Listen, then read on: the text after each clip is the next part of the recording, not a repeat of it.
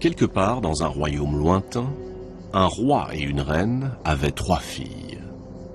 Toutes 3 étaient fort belles. Si les charmes des aînés inspiraient aisément des louanges, la beauté de la cadette, Psyché, défiait le langage commun.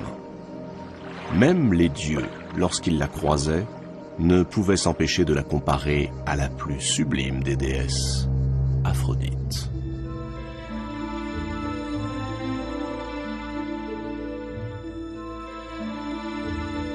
Les 2 sœurs avaient trouvé des maris, et pas n'importe lesquels, de nobles princes.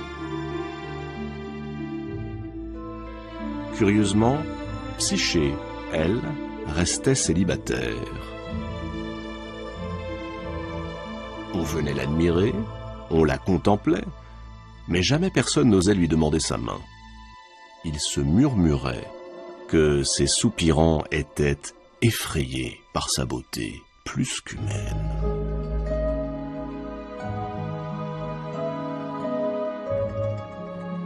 Pendant ce temps, là-haut, sur l'Olympe, celle que tous les dieux avaient sacrée déesse de la beauté, Aphrodite, fulminait. Ce spectacle était pour elle une offense, un sacrilège. Sur terre, ses adorateurs la délaissaient, croyant avoir trouvé en Psyché une 2e divinité. Pour Aphrodite, il devenait urgent de se débarrasser de cette rivale.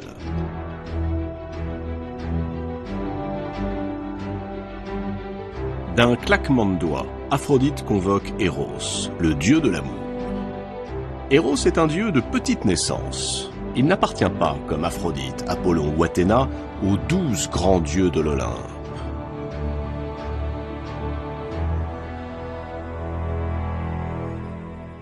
Il n'est pas non plus de la famille directe de Zeus. Il fut conçu le jour où Aphrodite fit son entrée officielle sur l'Olympe.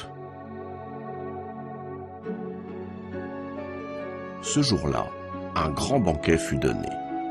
Zeus invita toutes les divinités, y compris les dieux très anciens, devenus marginaux. Parmi ces dieux se trouvait Poros, dieu de la richesse et de l'abondance. Plus que les autres convives, Poros s'empiffra des mets délicieux servis en l'honneur d'Aphrodite. Puis, repu, il s'étendit à l'ombre d'un grand chêne et s'endormit. À ce moment-là, Pénia, déesse de la pauvreté, fit son entrée. Elle venait mendier sa part à la fin du repas, comme l'autorisait sa nature divine. Mais lorsqu'elle vit Poros si gras, si opulent, elle songea qu'elle pourrait, en s'unissant à lui, échapper au sort misérable dont l'avait affublé le destin. Elle se glissa alors près de lui. C'est ainsi que quelques mois plus tard, Eros naquit des amours de Poros et de Pénia. Le désir est donc l'enfant de la richesse et de la pauvreté, de l'abondance et du manque.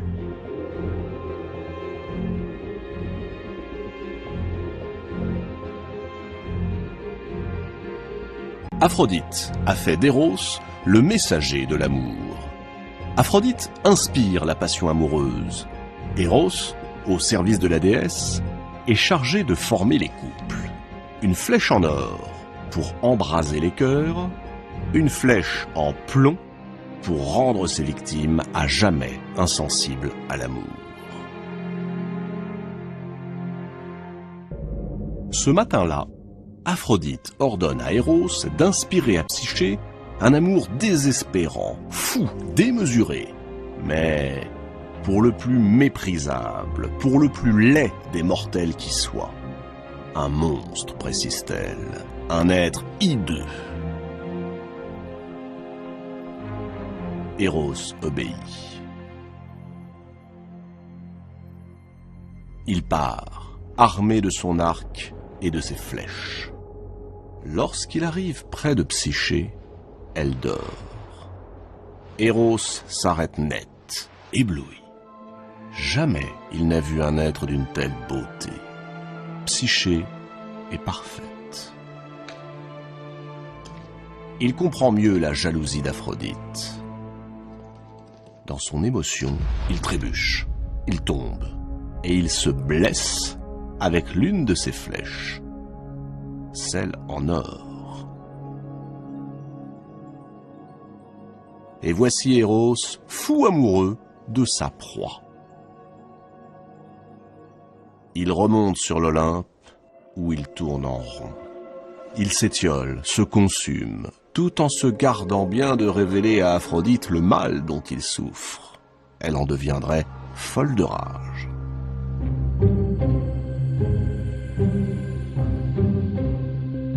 De son côté, Psyché n'est guère mieux lotie. Elle aussi souffre, mais pour d'autres raisons. Elle pleure, se désespère de voir le temps qui passe et toujours personne dans sa vie. Désemparé, son père se rend à Delphes, le sanctuaire consacré à Apollon, et il interroge l'oracle. Comment trouver un mari à sa fille? À Delphes, l'oracle est rendu par la Pythie, une prêtresse qui transmet aux mortels les intentions des dieux. Et ce jour-là, l'un des dieux, à moins que ce ne fût une déesse, souffle à la Pythie cette réponse effrayante. Psyché doit être vêtue comme pour un mariage, puis abandonnée au sommet d'une colline où son futur époux, un monstre terrible, viendra prendre possession d'elle. Le roi est effondré. Pas un instant, il n'imagine abandonner son enfant. Encore moins la livrer à une créature horrible. Aucun père ne pourrait l'accepter.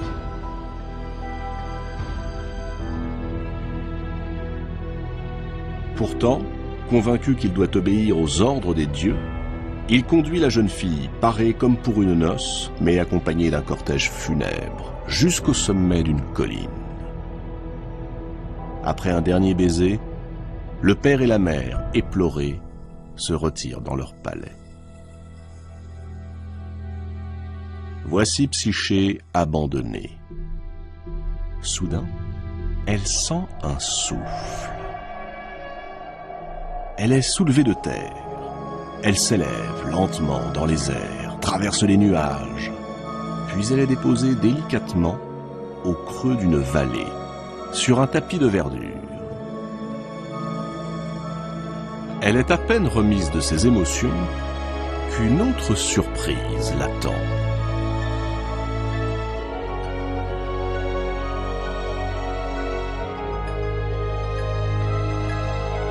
Là, devant elle, se dresse un superbe palais, tout d'or et de marbre, entouré d'un jardin aux arbres magnifiques.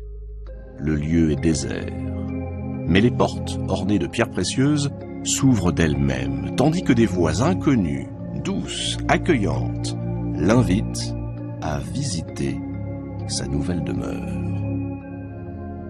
Étrangement, Psyché n'éprouve aucune peur. Elle se met à parcourir le palais. Elle va d'étonnement en étonnement, de merveille en merveille. Le soir, encore tout éblouie, elle rejoint une magnifique chambre apprêtée à son intention et elle s'endort.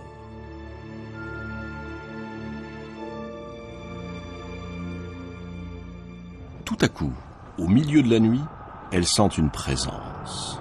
Quelqu'un marche dans l'obscurité. Ce ne peut être que le monstre promis par l'oracle. Prise de panique, Psyché écarte les draps, prête à fuir. C'est alors qu'une voix aux accents rassurants lui murmure « Ne crains rien, je suis ton époux. Je ne veux que ton bonheur, fais-moi confiance. Mais surtout, ne cherche jamais à voir mon visage, car sinon, tu me perdrais pour toujours. »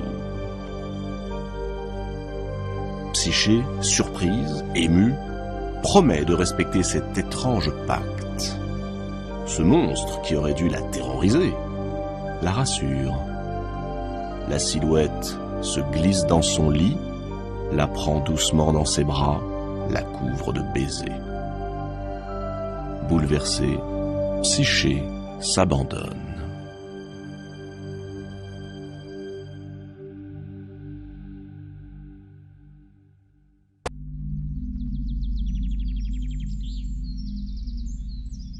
Au matin, lorsqu'elle se réveille, le lit est désert. Psyché est seule. Elle le sera durant toute la journée et tous les jours qui suivront. Et chaque soir, à la nuit tombée, son époux viendra la rejoindre. Comme elle s'y était engagée, elle ne cherche pas à voir son visage. Étrangement, elle se surprend à aimer de plus en plus leurs étreintes. Mais le temps passe et les questions commencent à la tourmenter. Psyché souffre de solitude. Ses parents et ses sœurs lui manquent. Combien de temps pourra-t-elle vivre ainsi, dans cet immense palais, habité par des voix désincarnées et un époux invisible? Une nuit, elle implore la permission de s'absenter. Oh, guère longtemps, quelques jours. Son mystérieux époux commence par refuser. Psyché insiste, supplie, et son amant finit par céder. Mais il faut promettre qu'elle ne répondra à aucune des questions qu'on lui poserait à son sujet. La jeune fille promet.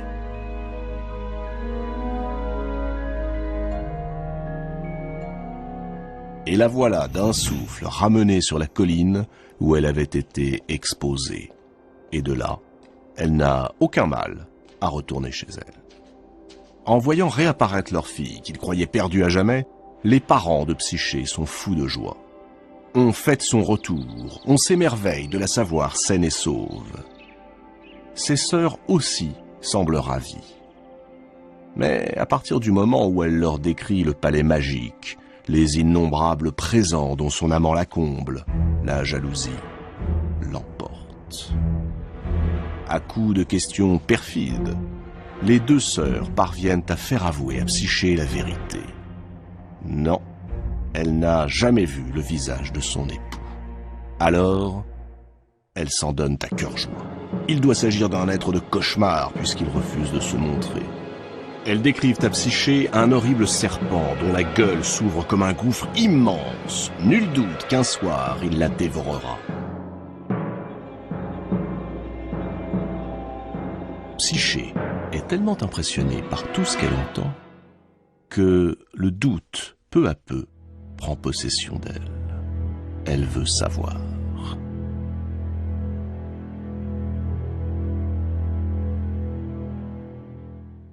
À son retour au palais, elle attend, comme tous les soirs, la visite de son époux.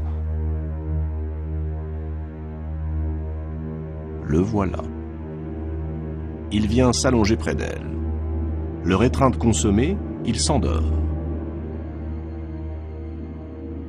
Alors Psyché se lève, allume une bougie et éclaire le visage de l'inconnu. Et là, stupeur. Sous ses yeux sommeille le plus beau jeune homme que l'on puisse imaginer. Mais plus stupéfiant encore, ce monstre abominable n'est autre que le dieu Eros. Psyché frissonne, sa main tremble et une goutte de cire tombe sur l'épaule du dormeur. Il s'éveille. Un regard, un geste à peine, et furieux d'avoir été trahi, il disparaît. Il l'avait averti.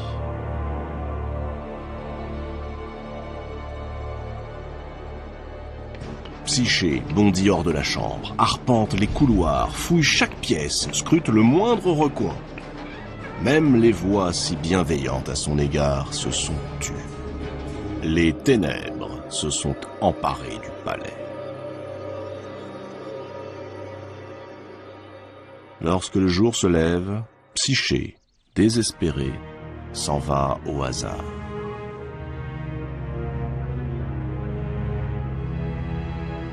Arrivée au bord d'une rivière, elle reste un moment sur la berge, éclate en sanglots.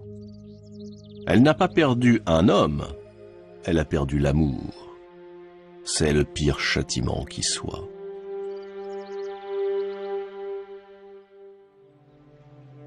À bout de force, décidée à en finir, Psyché se jette dans les flots.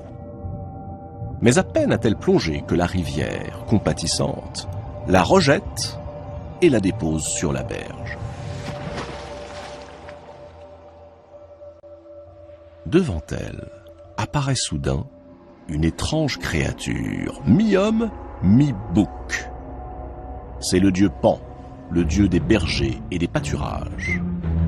Habituellement, Pan se plaît à faire peur aux voyageurs qui s'égarent dans les bois. Mais là, manifestement, il éprouve de la peine pour la jeune fille, une peine sincère. Si elle se bat, si elle surmonte tous les obstacles, alors elle finira certainement par reconquérir l'amour d'Eros. Psyché se laisse convaincre par les paroles de Pan. Et elle entame sa quête. Elle va de temple en temple. Partout, elle prie, elle supplie qu'on lui rende son amour. Mais les dieux se méfient de la colère d'Aphrodite. D'ailleurs, la déesse veille et sa vengeance reste à assouvir. Aphrodite considère toujours Psyché comme sa rivale. Elle surgit devant elle. Les voilà face à face. La déesse et la mortelle. Aphrodite déclare à Psyché qu'à partir de cet instant, elle sera son esclave. Rien ne lui sera épargné. Elle lui indique un rocher qui se dresse au sommet d'une montagne escarpée. Là, jaillit une source dont les eaux noirâtres se répandent dans les marais du Styx, le fleuve des enfers. Aphrodite remet une fiole à Psyché et la somme de se rendre à la source, d'emplir la fiole de son eau et de la lui rapporter. Psyché s'exécute. Elle commence à gravir la montagne. La cime semble inaccessible. Les rochers, rugueux et glissants, sont peuplés de dragons féroces. Autour d'elle, des voix s'élèvent pour la mettre en garde, pour lui conseiller de renoncer à son entreprise. Mais elle refuse, elle s'obstine. Elle pense aux mots du dieu Pan qui lui a recommandé de surmonter tous les obstacles si elle veut reconquérir l'amour d'Eros. C'est alors qu'un aigle surgit. C'est l'aigle de Zeus, le roi des dieux. Ému, lui aussi, par son accablement, il s'empare de la fiole, va lui-même la remplir aux eaux du Styx, puis il la remet à Psyché. Aphrodite enrage. Après Pan, Zeus. Elle se demande si Eros n'est pas en train d'ameuter tous les dieux de l'Olympe pour aider son amante. Mais c'est impossible. Pour le punir d'avoir séduit Psyché, Aphrodite a enfermé Eros à double tour dans une chambre de son palais. La fureur d'Aphrodite est à son comble. Elle remet à sa rivale un étui cerclé d'or et elle lui ordonne de se rendre aux enfers. Psyché manque défaillir. Les enfers, le royaume des ombres. Aucun mortel ne peut s'y rendre, sous peine d'être dévoré par son terrible gardien, Cerbère, un monstrueux chien à 3 têtes. Sur ce monde enténébré règne un couple redoutable, Hadès et son épouse Perséphone. C'est justement elle, précise Aphrodite, que Psyché doit aller trouver. Elle lui remettra l'étui avec ces mots. Aphrodite implore un peu de votre beauté.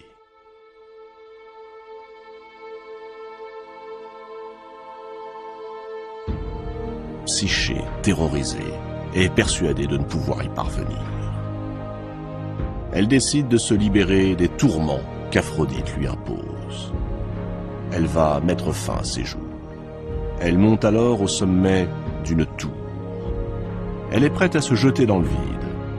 Mais soudain, la tour s'adresse à elle. La tour lui parle. Elle la persuade de rester en vie. Elle lui indique même comment accomplir sa mission.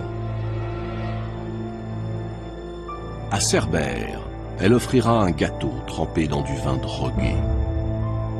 À Charon, le passeur, quelques pièces pour qu'il lui fasse franchir le Styx. Mais surtout, conclut la tour, qu'elle n'ouvre jamais l'étui que lui a confié Aphrodite, et qu'elle refuse tout aliment que lui proposerait Perséphone. Car quiconque vient à goûter la nourriture des morts est condamné à vivre en enfer pour l'éternité. Psyché acquiesce et descend vers les abysses.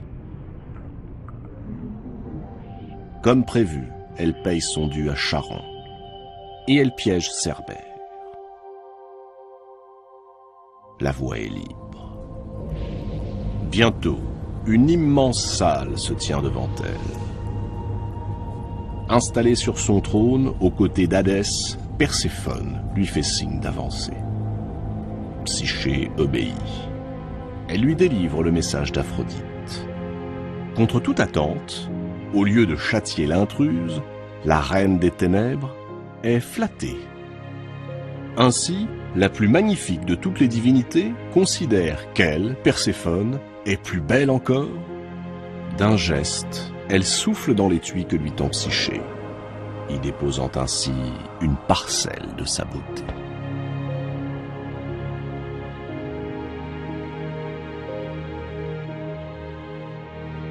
Sur le chemin du retour, alors que la partie est gagnée, Psyché est prise d'un désir irrésistible. Et si la beauté de Perséphone, précisément, lui permettait de reconquérir son amour perdu? Psyché ouvre l'étui. Et à ce moment-là, un vertige s'empare d'elle.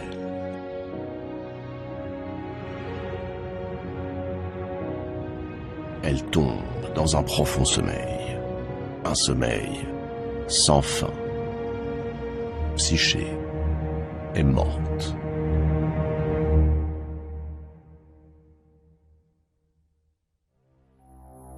Eros a tout vu. Il n'y tient plus. Il s'évade du palais d'Aphrodite. Il monte sur l'Olympe et se rend auprès de Zeus. Devant le dieu des dieux, il s'agenouille et implore son pardon. Oui, il a désobéi à Aphrodite en succombant au charme d'une mortelle, qui plus est la rivale de la déesse. Mais Psyché, dit-il, a suffisamment souffert. Eros estime qu'elle a largement mérité l'immortalité, et il souhaite l'épouser selon l'ordre divin.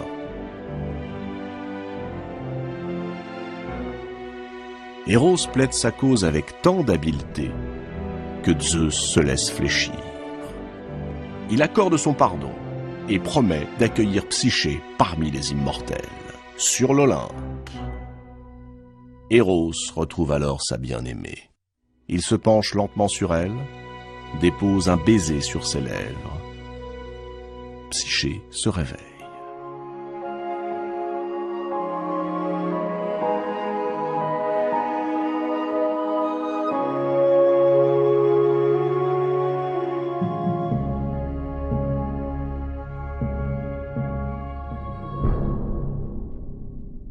Eros la soulève. Il l'emmène chez les dieux, où Zeus l'accueille comme il s'y était engagé.